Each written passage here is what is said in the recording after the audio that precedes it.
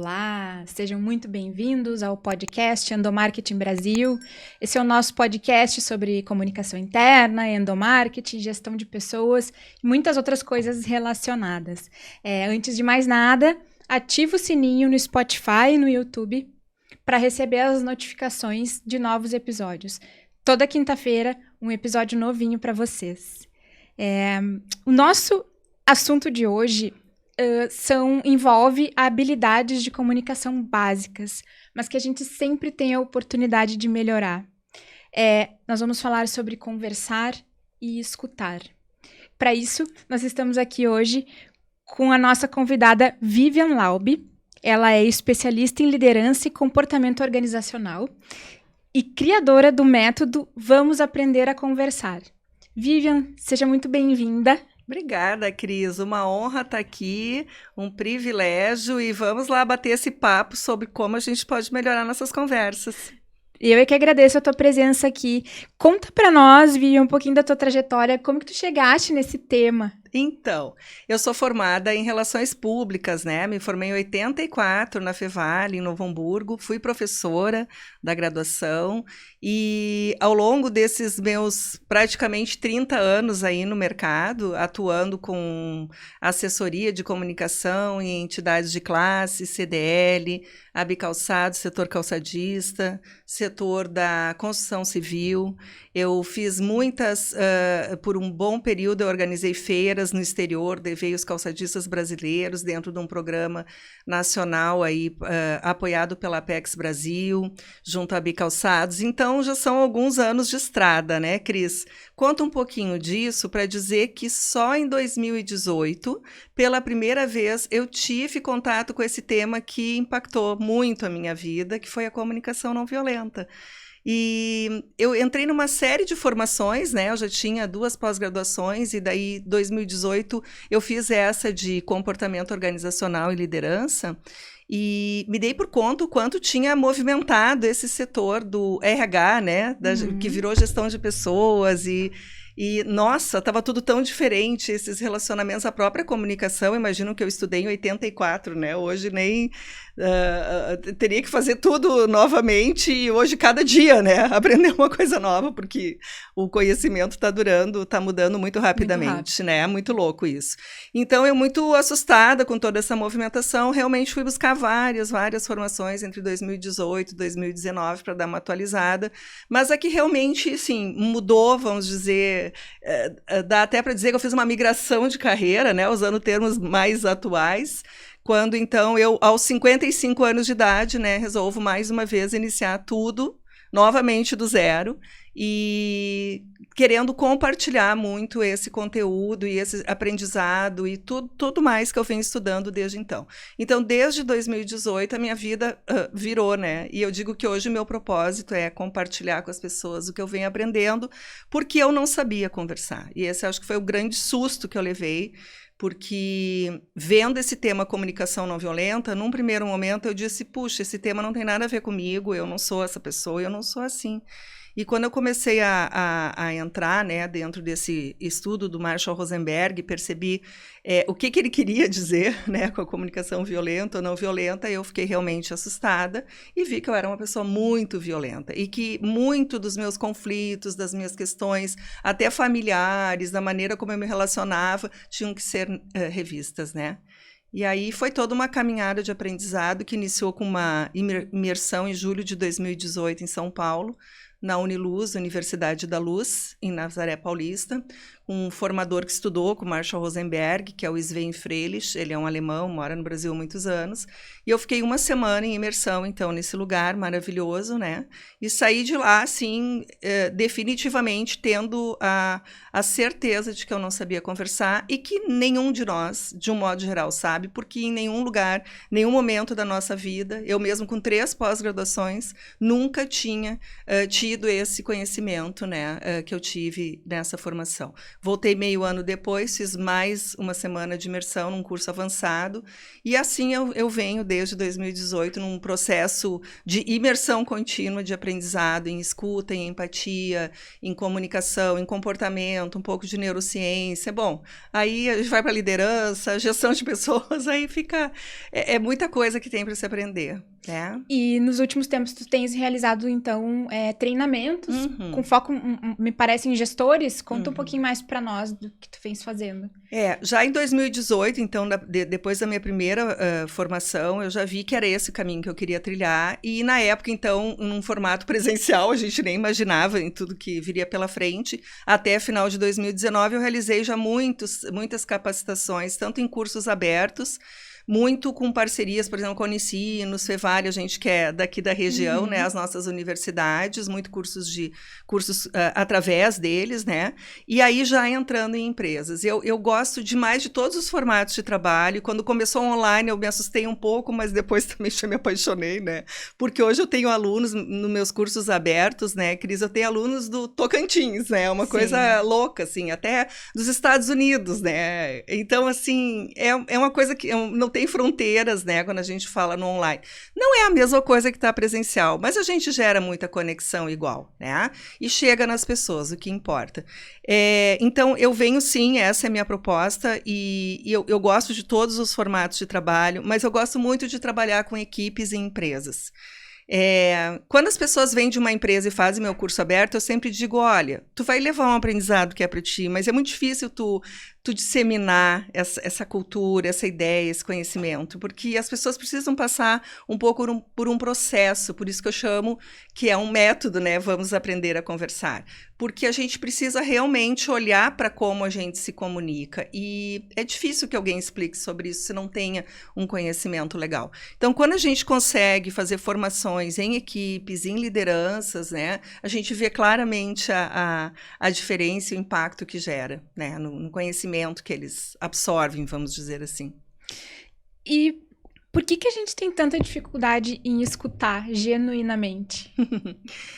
Tem várias razões, né, Cris? Uma delas é que a gente foi ensinado que, até meio que inconscientemente, a gente sabe que as pessoas que estão no poder, no comando, no controle, na liderança, o pai, a mãe, o professor, eles têm o poder da fala, né? Então, a fala, ela determina quem manda e a escuta determina quem obedece, né? Então, já começa por aí. Por isso, muitas vezes, as pessoas têm muita dificuldade quando elas estão numa reunião, por exemplo, e pedem a opinião das pessoas, de dar o tempo das pessoas responderem, né? Porque é como se tu tivesse estar sempre com o comando, né, da situação. Essa é uma razão. Inconsciente até, né? Outra razão é que o nosso cérebro, o nosso pensamento, ele anda muito mais rápido do que a fala do outro. Então, imagine, enquanto tu está processando algo que tu está me falando, isso é um processamento, e a tua fala pode ser até mais lenta ou pode ser rápida, como a minha mas tem um processo acontecendo. O outro que está escutando, ele já está lá na frente, e aí ele começa a focar nos pensamentos dele. Então, a gente tem o hábito de escutar o que a gente está pensando e não o que o outro está falando. E tem uma outra questão, tem várias, mas tem outra bem importante, que a gente entende que quando a pessoa vem falar com a gente, ela quer uma resposta. E ela quer uma solução. E ela quer que a gente interfira. Isso a gente tem que desconstruir, porque não é verdade, né? Ao fazer isso, eu bloqueio, na verdade, a empatia e a escuta pelo outro. Mas como a gente não fala sobre isso, não aprende, nem nota que isso acontece, é muito difícil. A gente só fica desconfortável, mas nada muda, porque a gente não percebe o que é. Uma boa escuta requer silêncio, requer atenção no outro, requer descolar dos meus pensamentos automáticos, requer descolar dos meus julgamentos. Então, tem que acontecer todo um processo interno para eu aprender a escutar.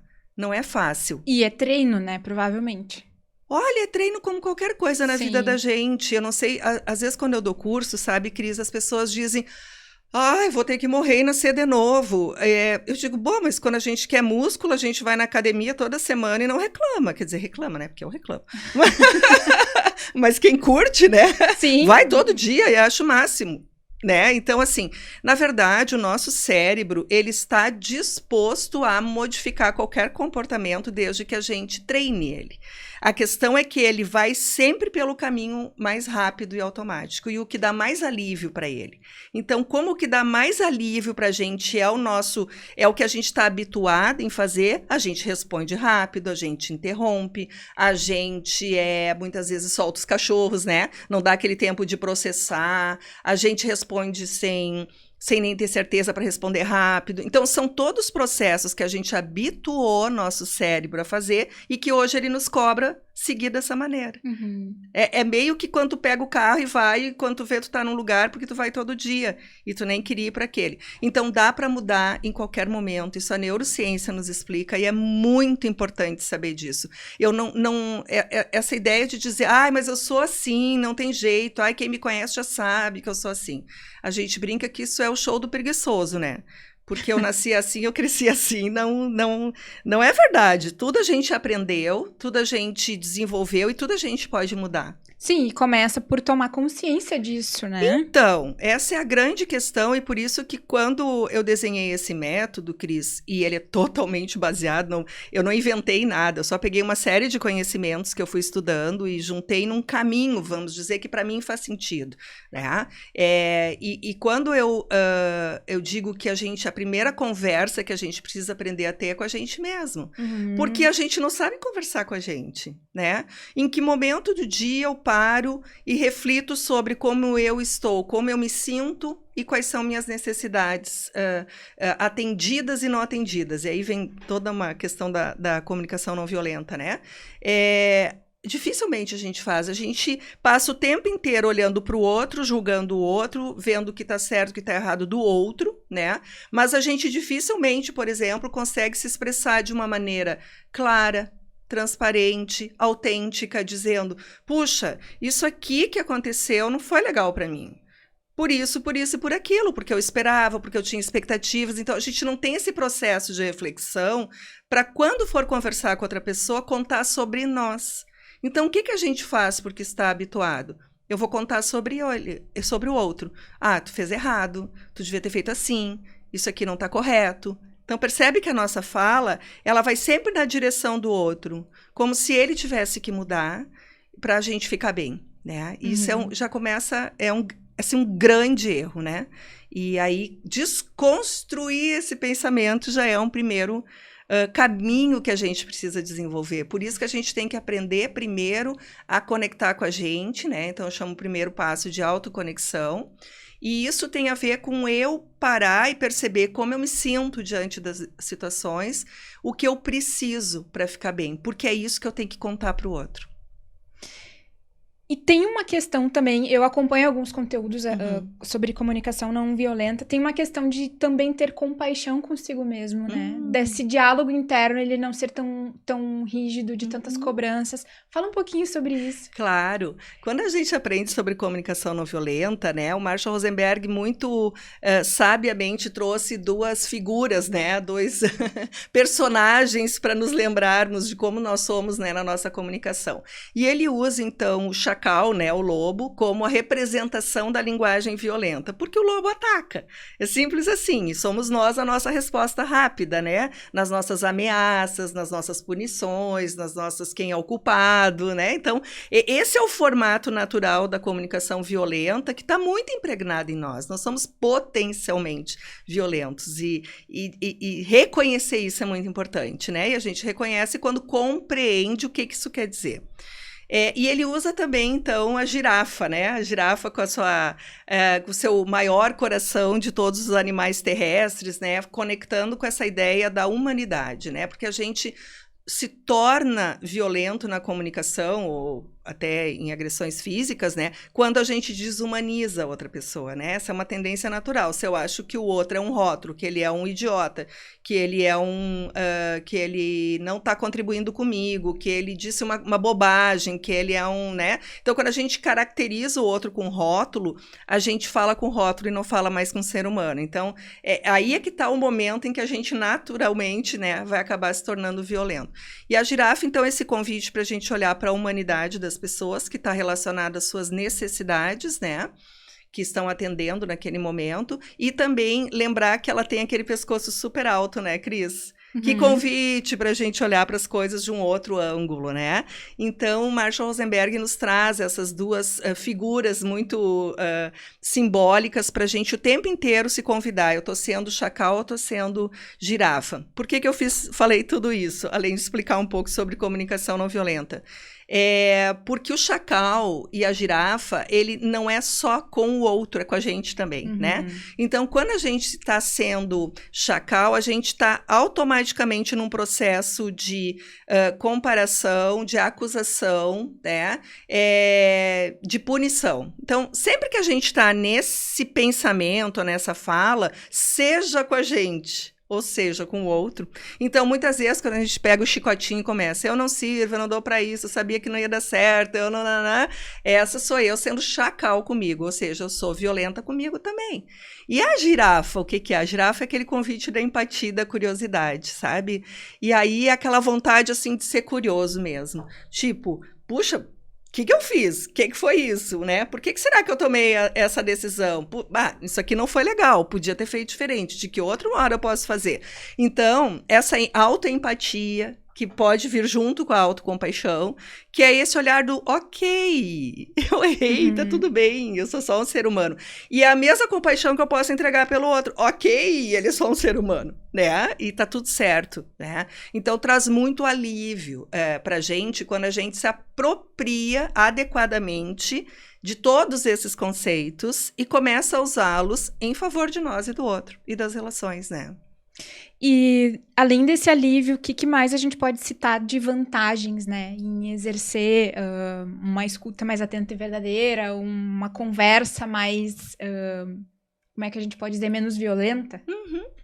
Talvez a gente possa explicar para as pessoas que possivelmente nem todos que estão nos escutando, eles têm claro o que é uma conversa violenta. Ah, sim. Né? Sim, claro. Porque quando eu digo para as pessoas que se a gente está educando um filho e diz assim, meu filho, se tu não comer tudo que está no prato, não vai ganhar sobremesa, eu estou sendo absurdamente violenta sem ter a menor consciência. Então, a gente precisa primeiro olhar para o que é a violência, porque não é só bater, ser grosso, ser estúpido, ser agressivo. A violência na nossa comunicação, ela está toda vez que a gente coloca na nossa conversa, bom, primeiro o outro a se submeter a algo que a gente quer, então isso vem até de um processo aí muito já naturalizado da autoridade, até do próprio machismo, né? Tudo isso tá aí por trás, né? Do que pode resultar numa conversa violenta.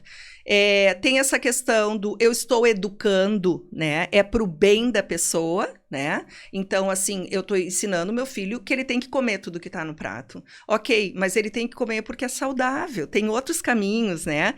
Tem outras maneiras de se conversar sobre isso sem que seja uma ameaça ou sem que a gente compare, por exemplo, olha só, teu colega já entregou o relatório semana passada. Tipo, tu não vai te mexer? Sabe? Isso é uma conversa bem violenta, né? Então, compara, ameaça, deixa a pessoa envergonhada, embaraçada, ridicularizada, as nossas piadinhas, a nossa linguagem passivo-agressiva que não é clara, que deixa frases soltas, ai, que sala bagunçada, ai, ironia, que sarcasmo, gente né? irresponsável. Tudo isso é violento. Então, vamos deixar bem claro o que é a violência. E nós somos violentos naturalmente o tempo inteiro. Tá? Então, é bom olhar para isso e reconhecer. Ajuda muito a gente dizer, puxa, eu sou essa pessoa. Sim, foi o que aconteceu comigo. Eu disse, puxa, eu sou essa pessoa o tempo inteiro. Vamos melhorar um pouquinho esse negócio, pelo menos em alguns momentos, vamos dar uma organizada. Então, reconhecer quando a gente está sendo violento nos ajuda a entender no que a gente precisa melhorar e se desenvolver. E a escuta, ela é, para mim, hoje, tanto que eu criei o curso, eu tenho o Vamos Aprender a Conversar, e agora eu fiz a primeira edição do Vamos Aprender a Escutar, e eu estou simplesmente apaixonada por esse tema e por esse curso em si. Por quê? Porque eu acho hoje que, assim, 90% da conversa ela é a escuta, e se a gente souber escutar bem as pessoas vão trazer as suas respostas. Então, olha só, a liderança hoje é muito mais sobre aprender a perguntar do que dar respostas. E as pessoas ainda estão num padrão que entendem que elas têm que saber tudo, têm que ter resposta para tudo, têm que ser rápidas, e não tem nada a ver com isso, né? Tem a ver com estar nesse lugar do acolhimento e de receber o que a pessoa está trazendo, permitindo que ela traga até o fim. E aí, só concluindo, a escuta, ela não é muda. Por isso se diz escuta ativa, né? Ela pode ser empática, de mais acolhimento, se a pessoa está numa dor, no sofrimento, mas ela pode ser muito ativa. Mas a questão é fazer as perguntas certas. Eu ia fazer só um comentário que a questão do comando e controle, ela está muito arraigada na liderança, mesmo nas mais desconstruídas ainda hoje, né? É muito difícil encontrar alguém que realmente esteja priorizando essa questão da escuta, das perguntas. Mas, Cris, pensa, quantos anos a gente repete esse formato? Então, isso vem desde a nossa educação, desde pequenininhos a gente foi vendo isso acontecer, a gente foi para a escola, a gente foi para o trabalho, e isso se repete na nossa sociedade, culturalmente, de uma maneira tal que tu sequer percebe que isso está acontecendo. Então, quando eu digo que a gente precisa desconstruir muita coisa para poder aprender, né, coisas diferentes, é verdade, porque a gente precisa olhar para essas coisas e reconhecer, puxa, eu sou essa pessoa, nossa, eu faço assim, e isso é um padrão, tá tudo bem, mas a gente pode já começar e já, é urgente, né, que a gente comece a olhar para isso e se aproprie de tantas técnicas legais que tem hoje, por exemplo, na escuta. Então, vamos pensar o seguinte, eu tô muito nesse padrão de dar resposta rápida, a pessoa vem falar comigo porque ela quer a minha opinião, o meu conselho. Então, assim, limpa tudo isso e fica ali, nesse lugar de acolher o que vem da pessoa e fazer perguntas do tipo... Sério, puxa, como tu te sente sobre isso? E qual a tua ideia para resolver isso? E como será que podia ser diferente? Tu já experimentou uma outra possibilidade? Tu já conversou com outro setor para saber o que eles pensam? Tu já deu uma checada se essa informação é isso mesmo? Percebe que em nenhum momento eu dei um conselho, eu falei algo que conduzisse a pessoa que não para ela olhar para dentro dela e perceber quais alternativas ela tem. O que a gente constrói com isso? Primeiro, protagonismo, né? E a gente quer tanto pessoas proativas. Bom, vamos lembrar que a nossa educação, de um modo geral, não nos ensinou a ser nada proativo, porque a gente foi obrigado a obedecer. E se a gente obedece, a gente é um ser que obedece. Então, foi assim que nos ensinaram, obedecer. Porque se eu não obedecesse, eu era punido. Então, está posto. Então, olha como é difícil. Daí eu estou num ambiente agora de trabalho e as pessoas dizem, mas tu tem que ser mais proativo. Oi? Mas como é que como faz assim, isso? Né? Como assim? O que é isso? Daí eu experimento, dou uma ideia e as pessoas ridicularizam. Daí eu vou lá e tento uma coisa e erro. Daí todo mundo, mas, né? Olha só o que tu fez. Opa, acusação, punição, vergonha, culpa. Então, assim, volta muito rápido para aquele lugar que me lembra, eu não posso sair da minha zona de conforto, porque aqui eu estou tranquila e sei como funciona. Como que eu vou me arriscar se esse ambiente não é seguro? Por isso se fala tanto em segurança hoje, né? Segurança emocional. Sim, temos que falar sobre isso. Ninguém vai dar ideia, ser criativo, proativo, se eu não me sentir seguro nesse lugar. Ok. Então, assim, a pessoa vai lá, tenta uma vez, tenta outra, não funciona. A gente quer que as pessoas sejam proativas, mas a gente não prepara elas para isso, né? E aí vem essa questão muito assim da liderança. Eu vou falar com o meu líder, eles fazem assim. Não, mas tu não devia ter feito assim, tu devia ter feito como eu te falei. Então, assim, cuidado, porque, de novo, esse lugar não constrói essa percepção que a pessoa possa contribuir e trazer ideias, né? E o engajamento que a gente tanto fala, a colaboração, ele só vai acontecer quando as pessoas puderem fazer parte, né? Essa questão do pertencimento, de ser respeitada, de ser reconhecida e valorizada, é que naturalmente faz gerar o engajamento e a colaboração. Então, a gente tem que ter muito cuidado com conceitos que estão muito hoje, assim, disseminados. Empatia, colaboração, engajamento. Como se a gente fizesse uma regrinha lá na empresa e dissesse, oi, gente, a partir de hoje, então, 3 passos aqui para vocês se engajarem. Não é assim que funciona. A própria inovação, né? Ela tem a questão de poder conviver com o erro, de errar rápido, né? Tem esse conceito do errar rápido e já, né, ir para frente. Exatamente. E aí também tem essa ideia de que a gente precisa focar na solução. E a gente ainda está muito focado no problema. Não que o problema, olhar para o problema não seja importante, mas fica um pouco ali, né? Ok, o problema está identificado. E agora? Qual é a solução? Né? E todas essas coisas a gente precisa transformar numa cultura. Vamos pensar numa empresa ou até numa família, né? A gente precisa transformar. Então, não adianta eu ler um livro, eu fazer um curso, alguém lá do RH, da gestão de pessoas agora dizer, olha, pessoal, tem aí né? Olha que legal, né? Não é assim que acontece. Isso é um processo e precisa muita construção e confiança, né? E o quanto será que, de fato, as empresas estão se preparando para isso? Porque, assim, quem é que mais tem que estar preparado? O líder. Eu gosto muito, Cris, que nos últimos tempos eu tenho sido chamada, assim, convidada, né, a fazer treinamentos em empresas e que saudável que é e que bom e como eu fico feliz quando eles dizem, mas vamos começar pelos líderes, né? E eu digo, yes.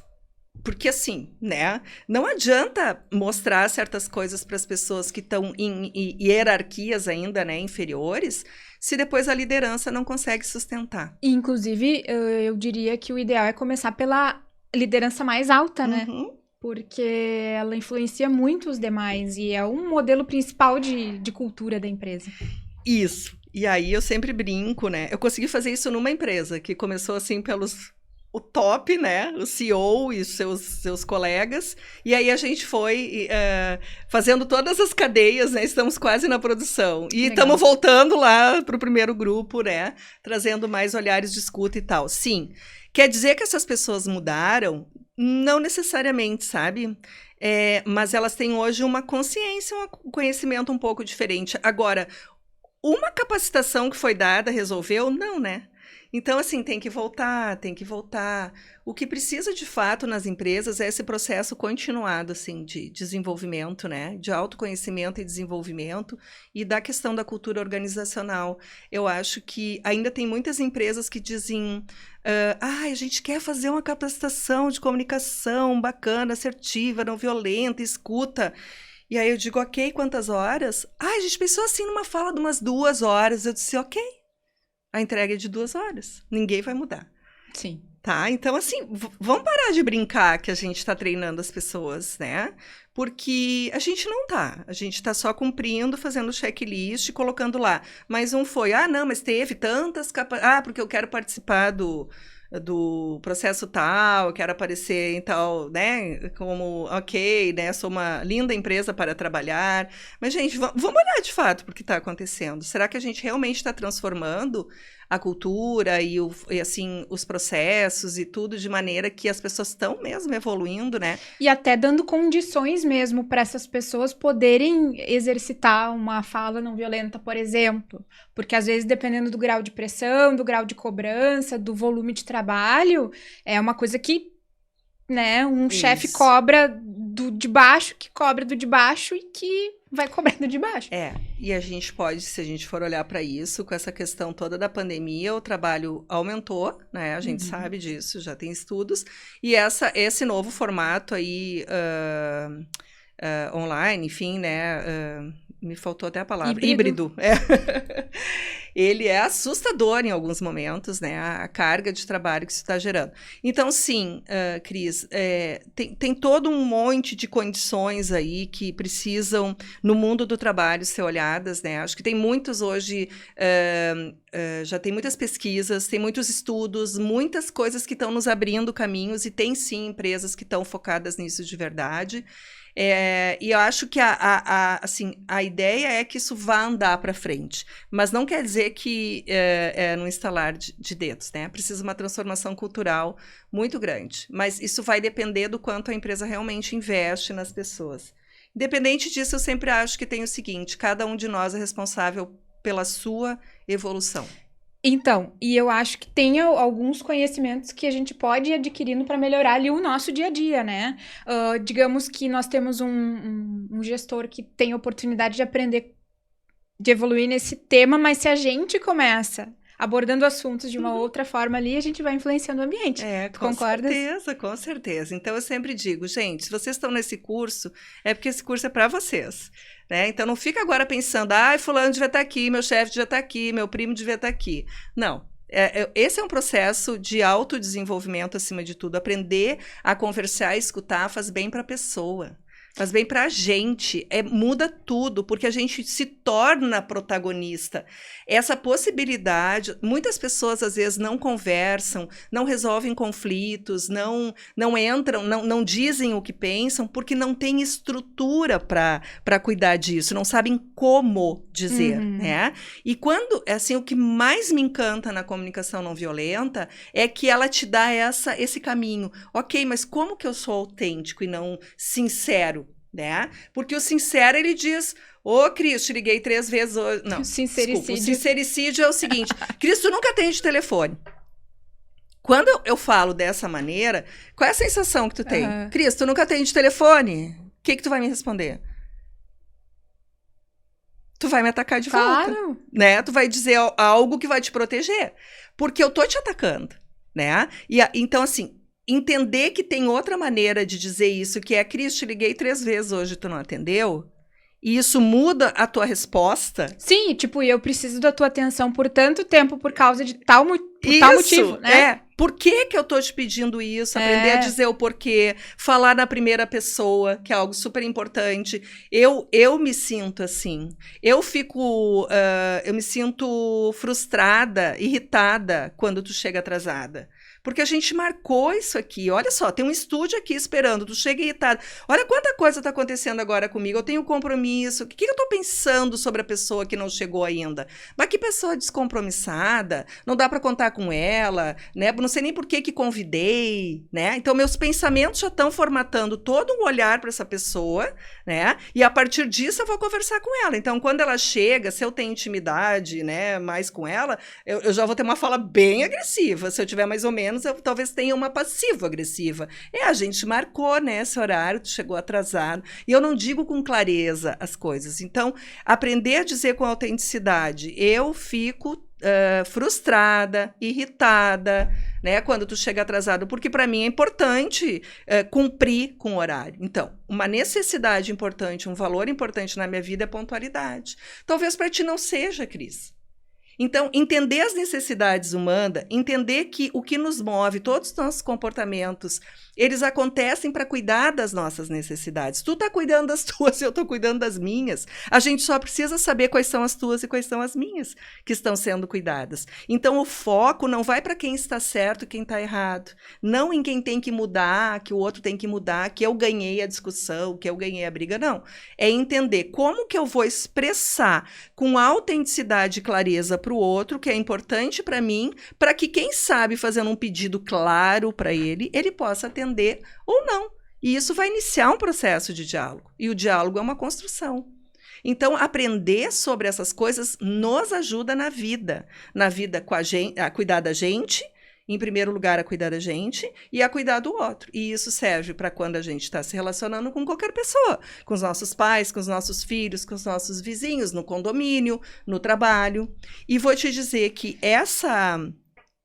esse aprendizado que a gente tem, quando a gente obtém esse aprendizado, automaticamente as pessoas ao nosso redor, elas vão ter uma outra postura com a gente também. Porque elas não vão mais se sentir atacadas como se sentiam. Então, elas não precisam mais ficar se protegendo e sabendo, lá vem bomba, né? Porque agora eu sei que quando a Cris falar comigo desse jeito, eu já não preciso mais responder assim, automaticamente, né?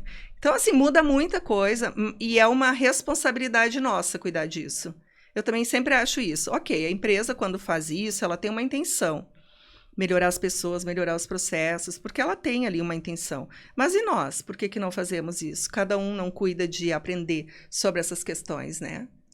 E isso passa muito pela uma questão que tu já até mencionaste, que é o autoconhecimento, né? E terapia. Né? Muitas vezes. Então, assim, a gente poder se entender um pouquinho melhor. Com certeza, né, Cris? Hoje tem tantos recursos, sabe? Eu, por exemplo, cada vez que eu entro no carro, eu escuto um podcast do psicólogo, do Alexandre Coimbra Amaral, que, assim, sou fã de carteirinha, né?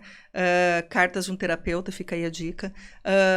Tem várias coisas, né? Eu escuto vídeos, eu boto vídeos do YouTube de psicólogos, né? Casa do Saber. Nossa, meu Deus, neurociência, tem tanto conteúdo que a Maria Homem, a ensina. psicanalista Nossa, que ela é maravilhosa, É. né? E eu gosto muito da Cláudia Feitosa, que agora ela não tá mais na Casa do Saber, até tem um livro dela, Eu Controlo Como Me Sinto, sou super fã dela, mas ela era também ali da Casa do Saber. Então, gente, cada minuto desse eu tô escolhendo aprender e me desenvolver.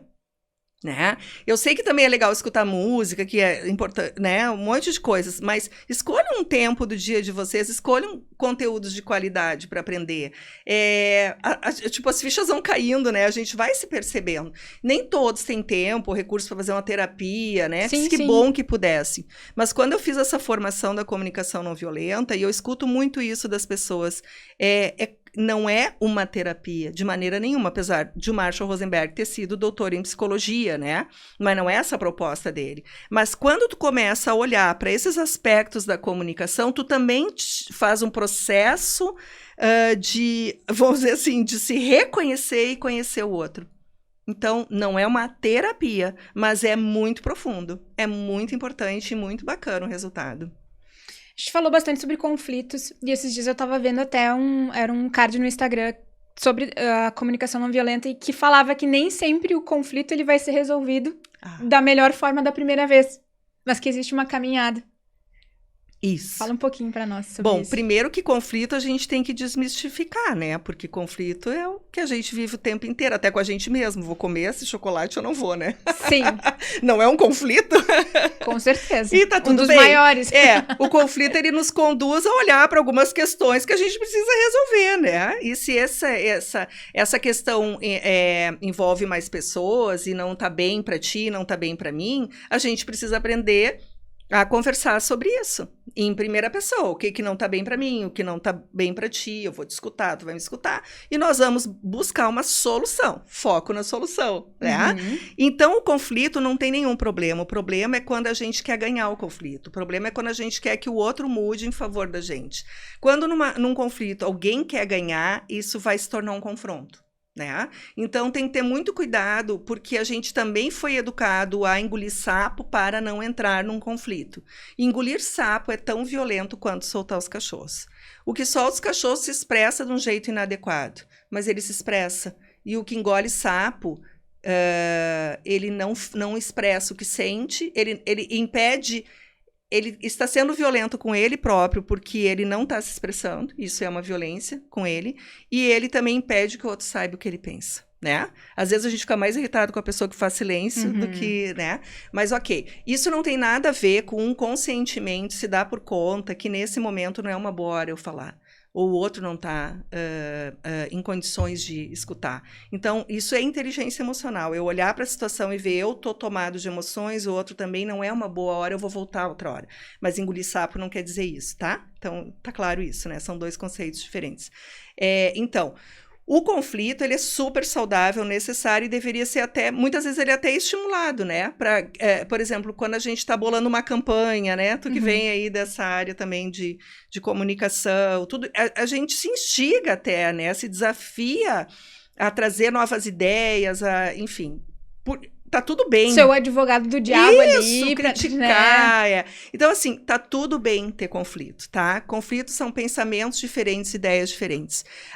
Eu tenho desenvolvido muito essa habilidade nos últimos tempos, né? Até nos grupos de WhatsApp, inclusive com amigas muito pessoais, de conseguir conversar com quem pensa diferente de mim.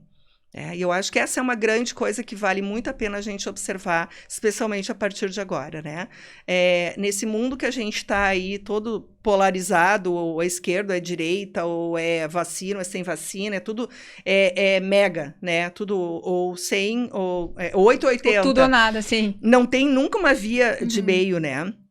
E a gente está num processo muito forte com isso. E sabe, até quero trazer um conceito da empatia que eu acho muito importante as pessoas entenderem.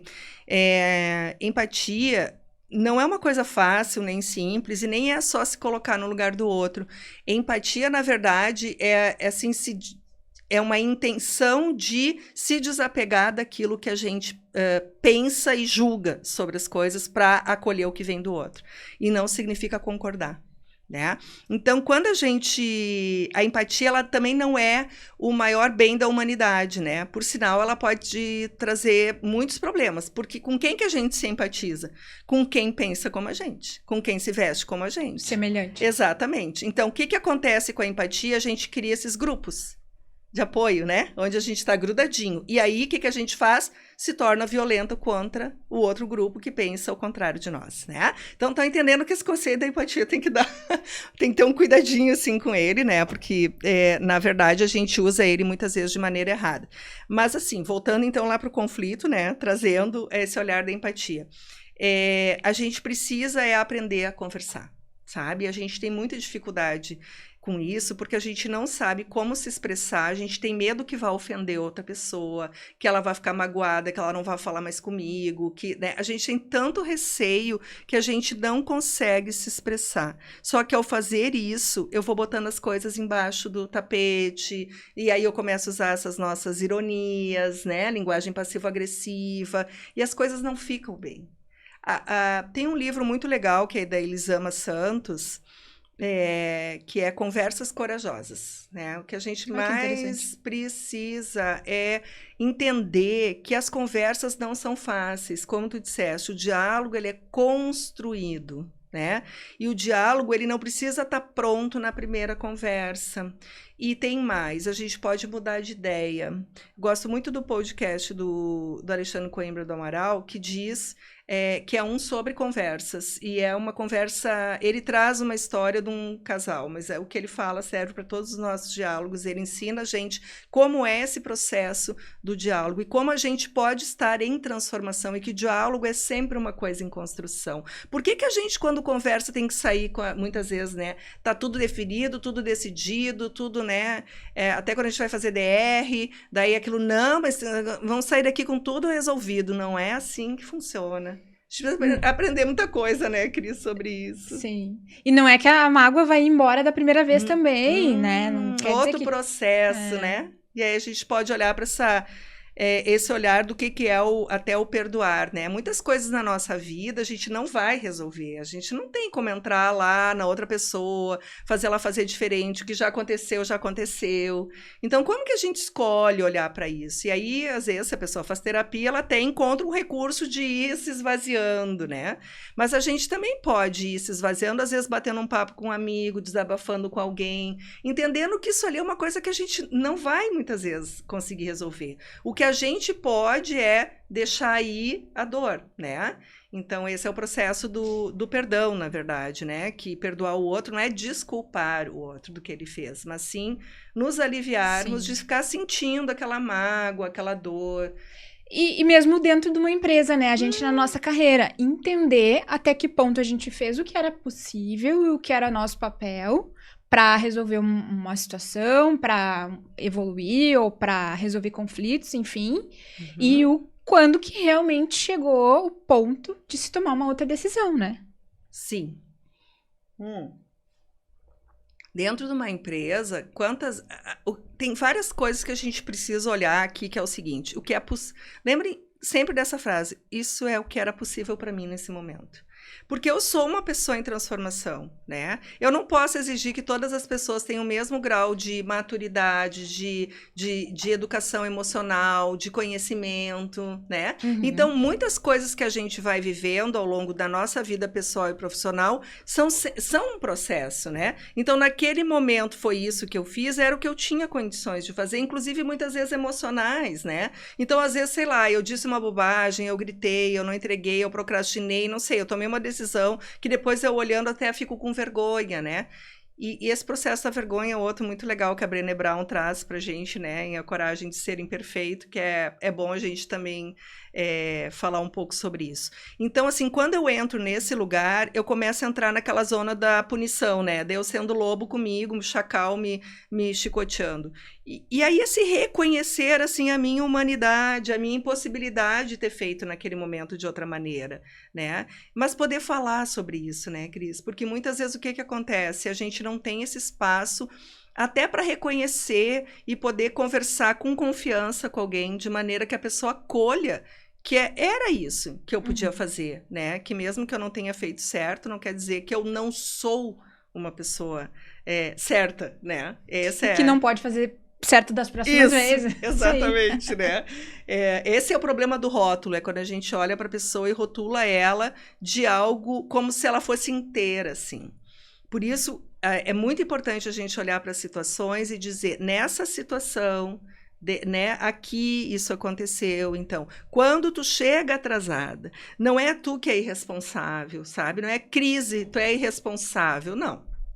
Cris, quando tu chega atrasada, eu fico irritada porque me dá a sensação que tu não está comprometida com esse projeto. Vamos ser claros com as palavras, dizer o que a gente pensa, porque aí tu sabe o que eu penso sobre ti nessa situação. E aí tu pode pensar, repensar, pode até não gostar. Cris, essa comunicação assertiva, autêntica, ela não é que a gente vai agradar as pessoas. Não é sobre isso. É bem bom dizer isso, tá? E às vezes a gente tem que, inclusive, estar preparado para que pessoas que a gente costumava agradar comecem assim como... Claro que sim. Pela nossa clareza, pela nossa assertividade. Então, assim, a gente tem que estar muito embasado, sustentado e preparado para saber que aquilo que a gente está fazendo é o adequado, ou é o melhor que a gente pode fazer naquele momento, mas está estruturado, porque senão eu me perco muito fácil em querer voltar num outro formato, porque, ai meu Deus, eu causei um problema que a pessoa não gostou. Deixa ela não gostar, deixa ela sair, deixa ela voltar outra hora, volta lá e conversa de novo com ela, né? Então, assim, tudo que a gente faz gera um impacto no outro. Tudo. A nossa aparência, a tua aparência, a minha aparência, eu chego num lugar, gera um impacto, tá? Eu escolho me vestir de uma maneira, vai gerar um impacto. Então, eu não posso achar que eu estou no mundo me relacionando com as pessoas e que as coisas que eu faço, ninguém tem nada a ver com isso. Sim, as escolhas são minhas, mas o modo como eu falo, o modo como eu escrevo, o modo como eu me comporto, vai impactar em algo. E eu vou ter um resultado disso. Automaticamente, né? A resposta que eu vou ter. Então, por isso é muito importante, por exemplo, se eu quero usar um tipo de vestimenta diferente, se eu quero me tatuar inteiro, eu tenho que saber que isso vai causar impacto e que eu tenho que estar sustentado e preparado que esse impacto nos outros não vai me incomodar. Porque senão vai me incomodar. Então, o que é mais fácil para mim? As pessoas que naturalmente são mais agressivas na sua maneira de falar, e dentro da comunicação assertiva a gente sabe que tem esse formato, né, do agressivo, do passivo, né, do passivo-agressivo e do assertivo. O assertivo está bem na linha da comunicação não violenta, né, mesma, vamos dizer, mesma construção de expressão, né, não como filosofia, mas, enfim, como maneira de se expressar, vamos dizer assim. Né?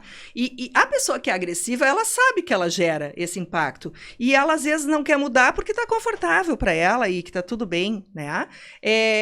Todos nós, de uma certa maneira, nos acomodamos nesses formatos porque a gente até já sabe qual é a reação que o outro vai ter. Agora, vamos pensar e se a gente muda? E, de repente, eu tenho uma outra maneira de expressar. Eu vou assustar o outro, eu vou deixar o outro até inseguro. Nossa, mas e essa aqui agora, né? Que pergunta é essa? O que deu nessa pessoa? Então, a gente tem que estar muito preparado, assim, para sustentar isso, essa nova maneira da gente se expressar e escutar as pessoas, né? E o WhatsApp? Ah, então. Texto escrito não tem tom de voz. Nada. Mas o áudio tem tom de voz. Mas não tem expressão facial. Fala um pouquinho sobre essas sutilezas aí. Muitas, né? Tem estudos até que mostram, né? Tem estudo que mostra que, sei lá, 70% da nossa comunicação é não verbal, né? Então, isso significa mais ou menos que quando a gente só escreve um texto, puxa, quanto que está indo ali do que a gente quer comunicar. E tem mais uma questão. Quando a gente escreve o WhatsApp, a gente não tem o mesmo cuidado do que quando a gente escreve um e-mail, por exemplo. Porque o e-mail tem aquela ideia da formalidade, né? Um documento. Um documento, vai ficar registrado. Mas o WhatsApp também hoje é usado para isso. E aí a gente escreve rápido, não corrige, não olha, não relê e manda, né? E só Deus E sabe. às vezes só despeja ali. Só despeja as reações daquele momento diante de uma coisa que já recebeu, ou de uma raiva, de uma ligação que recebeu de um cliente reclamando. Aí eu vou lá e escrevo um WhatsApp para ti, te desaforando. Pô, tu devia ter feito, não fez, né? Vamos lembrar o seguinte, gente, todos os meios de comunicação sempre estiveram ao nosso serviço, né? Eles por si não, eles só existem porque a gente vai usá-los, né? Então, vamos usá-los adequadamente, né? Eu acho que é uma questão de a gente olhar para como a gente vem se comunicando e fazer escolhas melhores. O WhatsApp, ele não deveria jamais ser usado se tem uma situação tensa, de chamar a atenção de alguém, ou sei lá, de reclamar, ou de qualquer coisa que pudesse gerar uma tensão. E eu diria até de urgência, né? Porque para isso dá para ligar.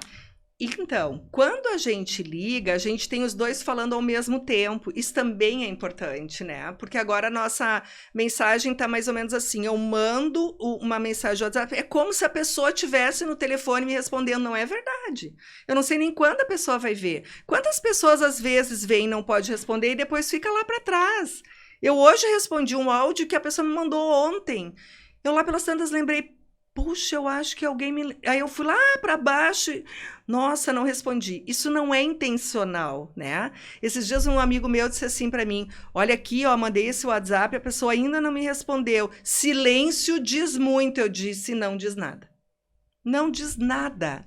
Tu não sabe o que está acontecendo no universo interno dessa pessoa. Tu não sabe se ela pode responder, tu não sabe se ela leu, tu não sabe. Para de julgar.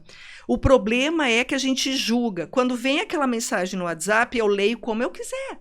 Uhum. Se eu tiver com alguma emoção ali embarcada, é óbvio que eu vou ler aquilo de uma maneira torta. Né? Então, a primeira regra em qualquer comunicação, a gente não sabe o que o outro está pensando, a gente não sabe o que o outro sente, e aquilo que ele está expressando é só a maneira, naquele momento, dele pôr as necessidades dele para fora. Ele é um ser humano, vamos lembrar disso, e, portanto, se ele está impactado com alguma coisa que está incomodando ele, ele vai ter uma fala ou uma escrita mais... Talvez, eu gosto de dizer a expressão torta, porque não está de acordo com uma coisa que tu faria naturalmente no teu dia a dia se tu estivesse bem, né? Então, sai do teu... É como se saísse da maneira normal que tu é.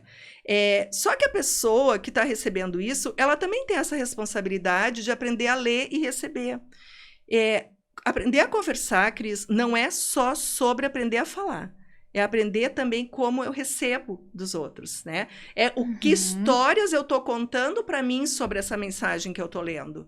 Então, se algo que eu estou lendo não está legal para mim, a primeira coisa que eu tenho que fazer não é ir falar mal dessa pessoa para uma terceira. É perguntar para ela, olha, eu estou lendo essa tua mensagem, vou te ligar. Acho que tem um ruído aqui. Não estou entendendo por que tu está me mandando isso. Tu está incomodado com a situação? Tá, mas o que houve? Me explica. Ou seja, a minha intenção na escuta do outro, ela também tem que ser uma escuta ativa em prol de buscar uma solução e não ferrar com o outro. Entende? Então, não, mas tu escreveu errado, tu foi agressivo comigo, então agora eu também posso ser contigo. Aqui está a questão da violência, né? Aqui está o viés, assim, claro, de como nós somos potencialmente violentos. Porque eu sou queridinha, legal, bacana, até que tu faça uma coisa que eu não goste. Ou não concorde. Ou tu use um tom que eu não esteja de acordo.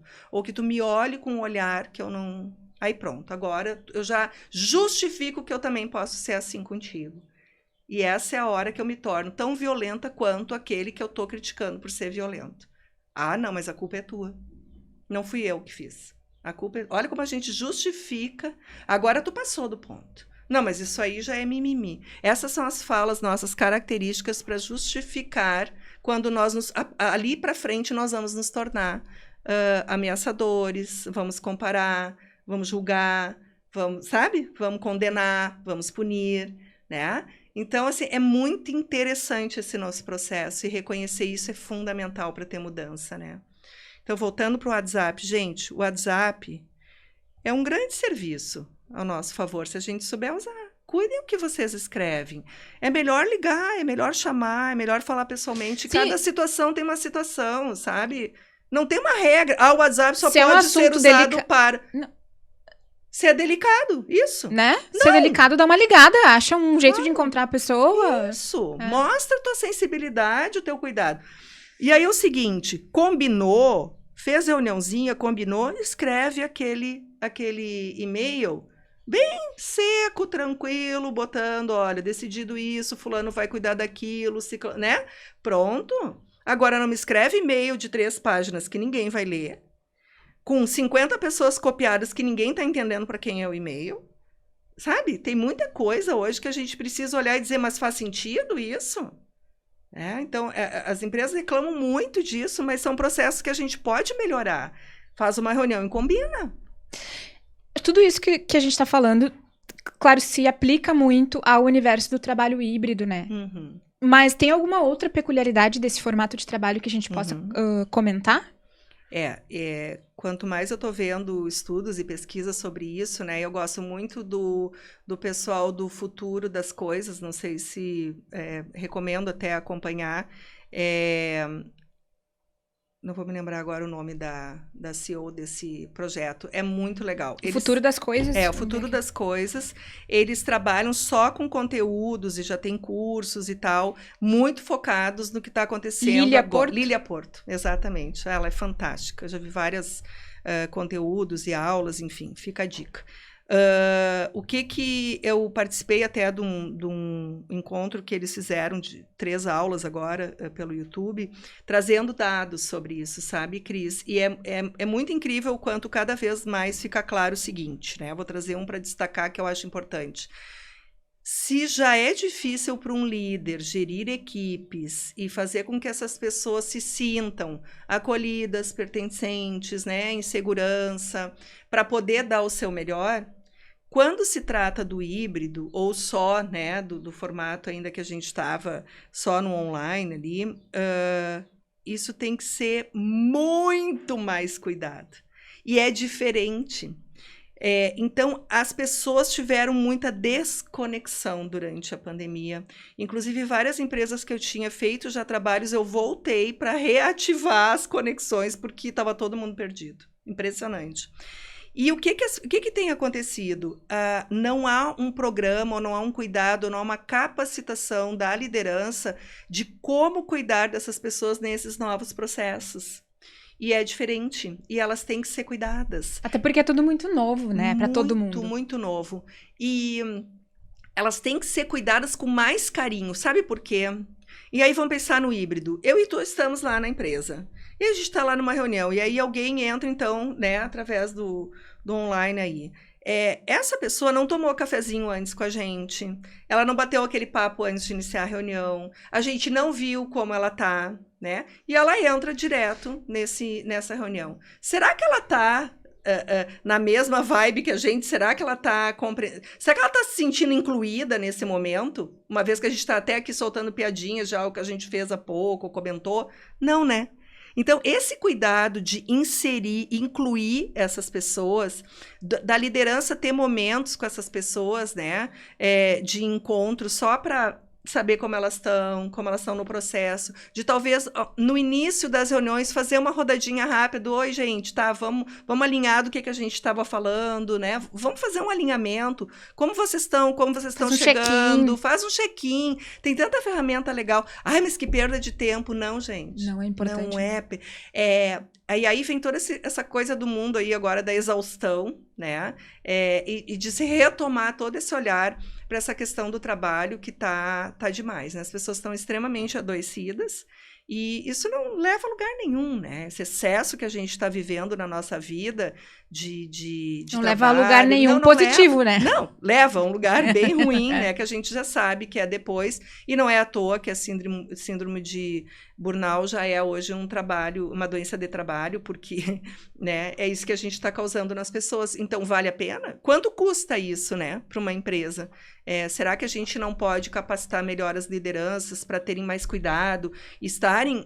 porque, assim, a gente cobra também do líder, mas, puxa, ele também não sabe tudo.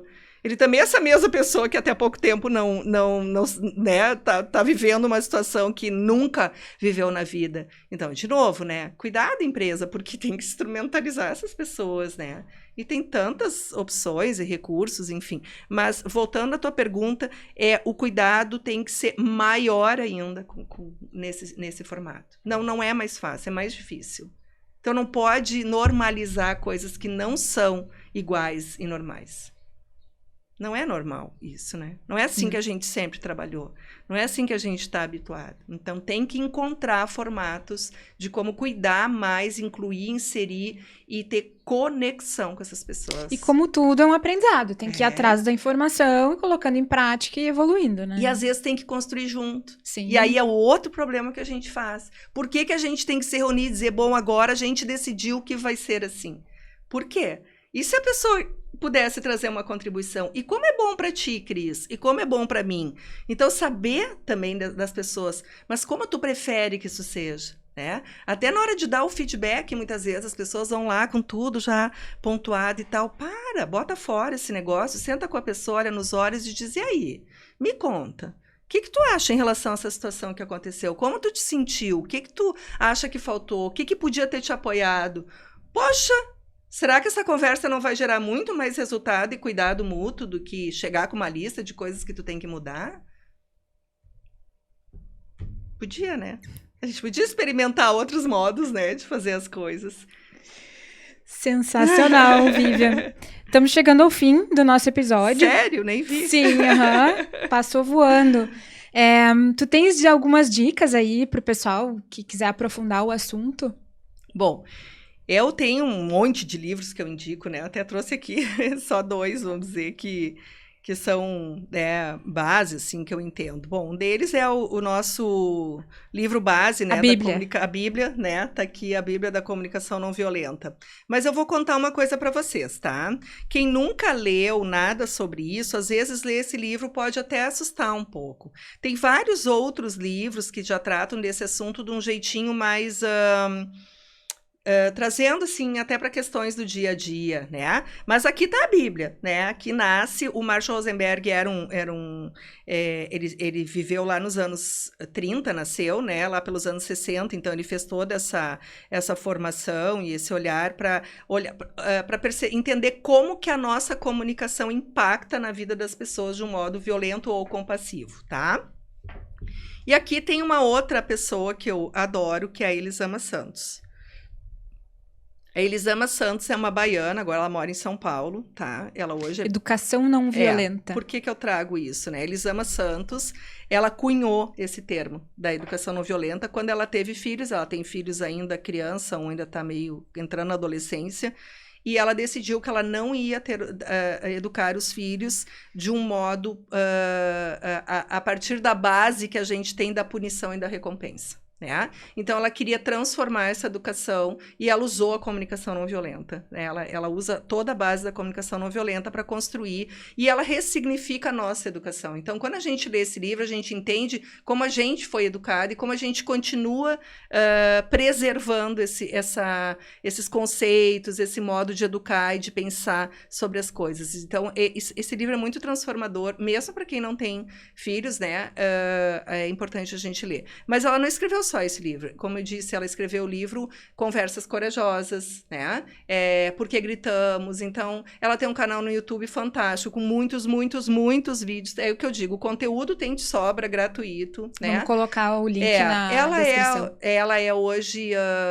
ela deu entrevista na CNN. Então, ela hoje tem um TED dela, né? Acho que até sobre vulnerabilidade também, não me lembro agora o nome. Mas, assim, pesquisem aí Elisama Santos. É uma pessoa que tem muito a nos falar e nos ensinar. E aí tem livro de escuta, tem muita coisa pra gente ver, né? Pode me seguir também nos meus canais, tem bastante conteúdo. E dei uma olhadinha nas formações que a Vivian oferece, né? Também, outra dica normalmente, cada mês tem algum curso aberto, né? Agora, nesse momento, nenhuma está abrindo agora em julho, deve ter uma turma, agosto, outra. Então, eu estou agora até migrando um pouquinho entre o vamos aprender a conversar e o vamos aprender a escutar, porque eu acho que um complementa o outro e aí a gente pode aprofundar um pouquinho mais, né? E é isso, eu acho que tem muitos formadores, né? É uma questão de buscar, ir atrás, ver aquele que tu te identifica. Eu já fiz formação com praticamente todas as pessoas no Brasil, né? Tem hoje outra pessoa que é muito importante na comunicação não violenta, que é a Carol Nalon, né? Do Instituto Thier, que faz formações em grandes corporações, né? E é uma pessoa também que nos traz muitos conteúdos. Então, gente, conteúdo para aprender tem bastante, né? Só a gente ter vontade. Sensacional. Vivian, te agradeço muito pela tua presença aqui Imagina. hoje. Toda essa reflexão aí, temos muito a nos transformarmos, né? E fiquei muito curiosa pela leitura dos livros. Queres deixar um recado final? Gente, eu acho, de novo, assim, enquanto a gente tiver falando com as pessoas nessa intenção de culpá-los, né, por algo que está nos acontecendo, por aquilo que a gente sente, né, por nossas necessidades não estarem realizadas, a gente está ainda num processo bastante equivocado, né? A gente precisa aprender a se autorresponsabilizar por aquilo que a gente sente diante das situações e aprender a fazer pedidos claros. Então, isso é um caminho que só cabe a nós, né? Não é o outro que vai mudar, só nós podemos mudar. Enquanto eu ainda estou num processo, num relacionamento, querendo mudar outra pessoa, tem algo errado aí. Fica o alerta, né? Então, se cada um de nós assumir essa responsabilidade de saber, de aprender a nos conhecer, de nos responsabilizarmos, não sermos tão vítimas, mas protagonistas, né? A gente vai poder fazer com que as nossas relações se transformem e fiquem melhores. Então, vamos assumir responsabilidade, porque esse pacotinho é nosso, né? Que legal. Obrigada mais uma vez, Vivian. Um abração. Obrigada, gente. Esse foi, então, o episódio 22 do nosso podcast Endomarketing Brasil. Obrigada de coração a todos que nos acompanham em todos esses episódios. Lembrando que o podcast Endomarketing Brasil é patrocinado pela Pix Media. A Pix Media ajuda as empresas a conectarem todos os colaboradores e transformarem a comunicação interna das empresas. Acessem o site www.pixmedia.com.br e agendem uma demonstração com os especialistas da Pix Media.